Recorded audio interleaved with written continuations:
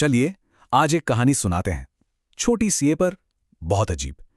कहानी है एक ऐसे माहिर कारीगर की जिसके सामने एक बहुत ही अनोखी फरमाइश रखी गई। तो ये बात है चीन की। सोचिए, वहां की वो तंग गलियां जहां कहते हैं कि हुनर और रहस्य अक्सर साथ साथ ही चलते हैं।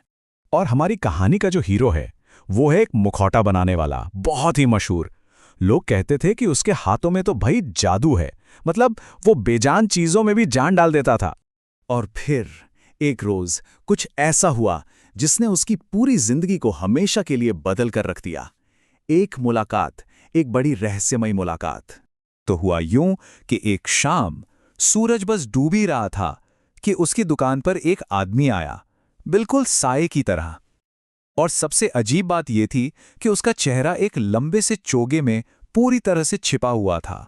उस अजनबी ने हमारे कारीगर के सामने एक ऐसी शर्त रखी जो सुनने में ही नामुमकिन लग रही थी। उसने कहा, मेरे लिए एक मुखौटा बनाओ, एक ऐसा मुखौटा जो दिखने में बिल्कुल असली लगे। पर यह सिर्फ एक काम नहीं था। नहीं, ये तो एक सौदा था, एक असली चेहरे का सौदा। और इसकी कीमत ऐसी थी कि अच्छे अच्छों का ईमान डोल जाए। तो इनाम क्या था? सोने से लबालब भरी एक पूरी थैली। सोचिए, इतना सोना कि उसकी आने वाली कई पीढ़ियां भी चैन से जिंदगी गुजार सकती थीं।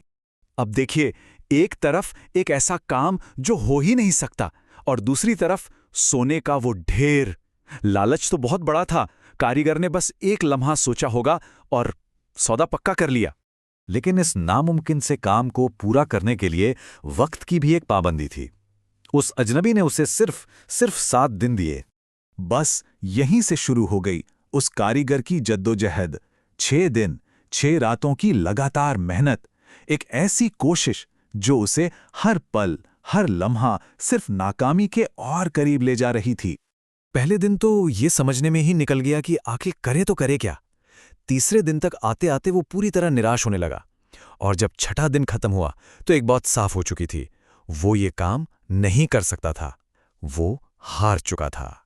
उसने अपना सारा हुनर, अपनी जिंदगी भर का तजुर्बा, सब कुछ लगा दिया था, लेकिन वो चीज नहीं बना पा रहा था जो सच में असली लगे, जिसमें जान हो। ऐसा लग रहा था मानो वो अपने ही हुनर की हद तक पहुंच गया हो और उससे आगे जा ही नहीं पा रहा था। 6 दिन की नाकामी, और फिर आया 7वां दिन, आखिरी दिन। वो दिन जब सच का सामना होना था। और हाँ, ठीक 7वें दिन वो अजनबी दरवाजे पर खड़ा था। दुकान में एकदम सन्नाटा छा गया। हमारे कारीगर ने कांपते हुए हाथों से अपनी हार, वो अधूरा बेजान सा मुखौटा उस अजनबी के सामने रख दिया। उस अजनबी ने एक नज़र उस मुखौटे को देखा, फिर उसने कारीगर के चेहरे की तरफ देखा, और फिर बिना एक लफ्ज कहे उसने एक मुखौटा उठाया और चला गया। मगर एक मिनट, जो मुखौटा वो लेकर गया वो नहीं था जो कारीगर ने बनाया था। तो फिर सवाल यह है कि असली मुखौटा कौन सा था? या सवाल यह होना चाहिए कि असली चेहरा कौन सा था?